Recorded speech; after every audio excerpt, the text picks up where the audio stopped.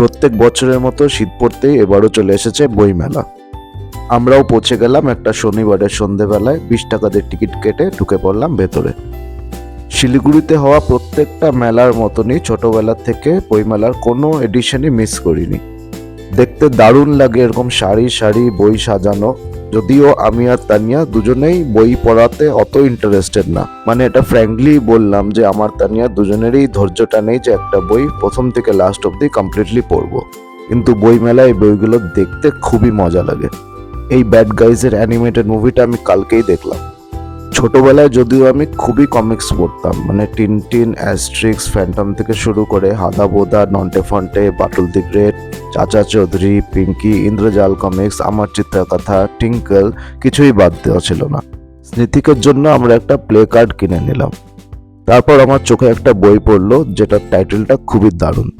Hot করে দেখা হয়ে গেল বিট্টুদার সাথে, যার ভালো নাম দীপায়ন ঘোষ, আর এই বইটা নতুন রিলিজ করেছে। বিট্টুদা একজন renowned artist and is the founder of Bigai art foundation. এই বইটা লিখেছে নর্থ বেঙ্গলের আর্টস অ্যান্ড কালচারাল সিন নিয়ে।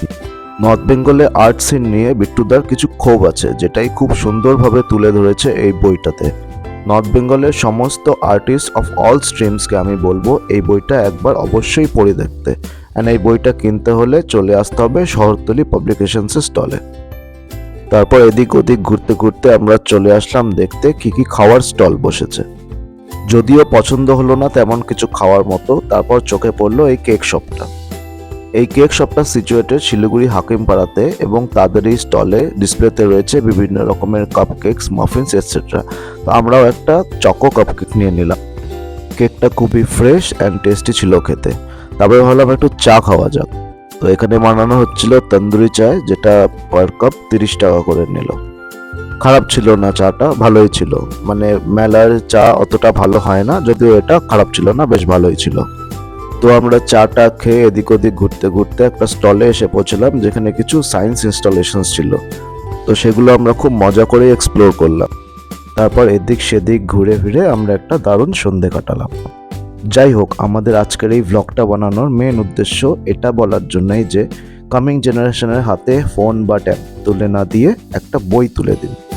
ভিডিও গেমস খেলা যতটাই মজার, ততটাই মজা একটা বই ফার্স্ট থেকে এন্ড অব্দি কমপ্লিট করা।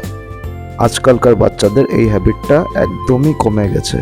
তো আমাদের আজকের এই ভিডিওটা বানানোর পিছনে এটাই একটা আমাদের উদ্দেশ্য ছিল। ভিডিওটা ভালো লাগলে লাইক অ্যান্ড শেয়ার করবে এবং আমাদের পেজটা ফলো করতে ভুলবে না।